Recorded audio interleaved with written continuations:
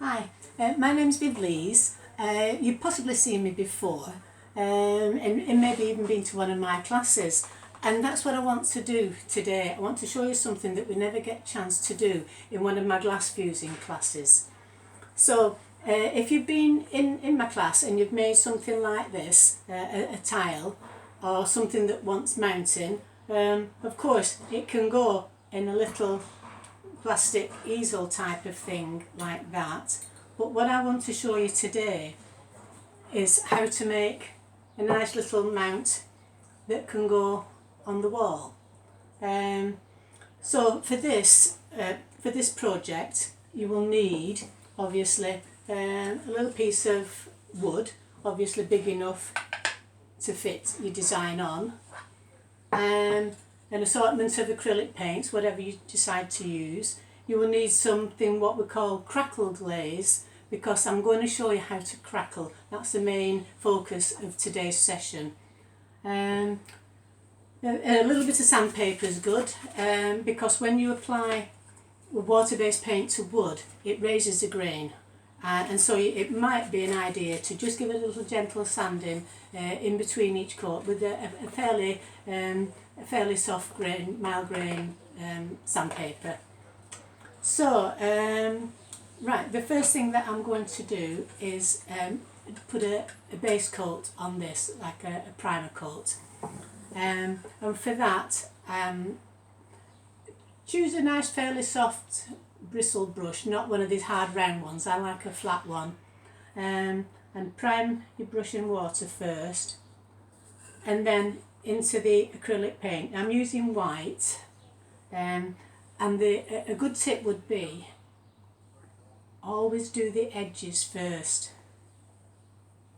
When you've done the edges you can then lay it flat and do the top, and you've got something to hold. So whilst I'm doing this, we'll just take a short break and I'll see you in a minute. Okay, so that's all finished now. I've done the back as well because I'm fussy and I like the back to look just as nice as the front. Now on the one that I've done previously, I've just crackle glazed the whole of the wood. But if you want, I had an idea that it might be nice to split it into two colours, so we'll see how that turns out. So for the bottom part I've used a nice sandy colour, and for the top part I've used something that fairly matches with the sky. So I'm just going to paint the bottom bit, and this is all I'm doing here is I'm just painting just to get some colour in.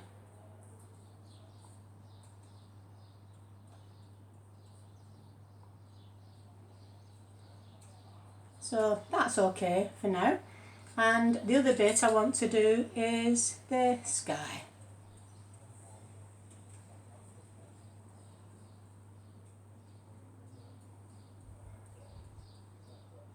Just do right up to the sand there.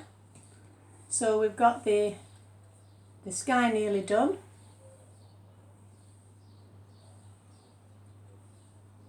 Okay, so I'm just going to leave that to dry, and then when we come back I'll show you how to apply the crackle glaze. Okay, so this is dry now and that's what it looks like. So now I'm going to apply the crackle glaze. Now they sell it at B&Q. You can get it in big tins if you want to do a big job on your furniture, or at little craft shops sell it in small little containers like this. So it's quite thick and gloopy, so I'm just going to squeeze some out on there and see how that goes. And I'm just going to apply this just in straight, whoop, I think I'm just going to have to just get it on just in straight lines across. It wants to be kind of laid on so you've got a nice even coat.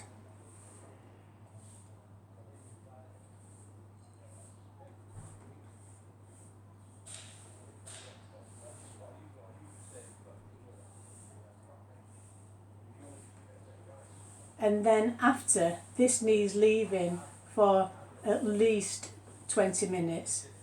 I'm just going to have to put a little bit more on. Oops. Can you see if I do it flat on the table?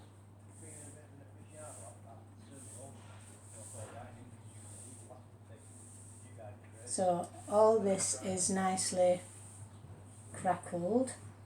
There's an even coat all over. And it's water based, so again, clean your brushes in water. And I'm just going to leave that now, and I'll see you in half an hour. Okay, so the crackle glaze is all set now. That was on for actually 25 minutes. I suppose it depends on which crackle glaze you get. You know, you need to follow the instructions on there. So now I'm going to apply the top layer. I'm using white, but you can mix your colours as you want. It's important to use acrylic. I'll just say that again. So I'm ready. It's important, one thing to remember is if you want the thing to crackle in straight lines, you need to paint on in straight lines. If you want it to crackle in a random fashion, maybe put your paint on in a random fashion, perhaps with a sponge or something like that. But I'm just going to show you this method because I want it in straight lines. So, you ready? You might need to come in a little bit closer for this because it's fairly quick. You ready?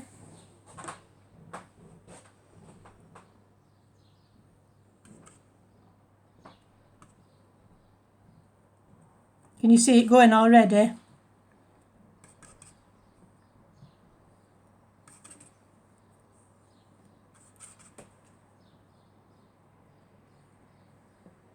You see it crackling already?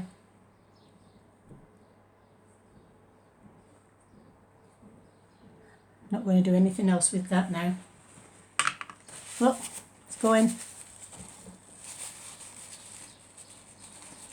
Just have to wait now until that finally dries, but you can see how it's going. If you go over it more than once, you will paint in the bits where the paint on the top has stretched. So only going over it once. Turn that round.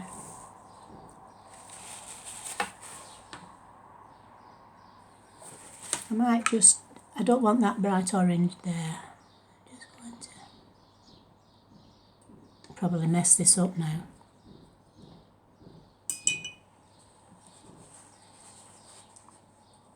Is it looking a little bit like a sunset with clouds over the top, maybe? Anyway, we don't have to keep watching that. Here's one I did earlier. And all it remains now is to, can I just have a, yeah, all it remains now is to, when that's totally dry, use your arrow dye, follow the instructions on whatever epoxy resin you get, and just attach like that. You might want to spray it first with something before you put that on. You might want to spray it with a sealant, you know, or a paint on varnish, something like that. That will just protect it that little bit more. I just use this matte sealing spray, but you can get it at B&Q and other craft places. So all it remains is to put that on, and I'm not going to show you how to cut little pieces of string, but you know, just use your string on.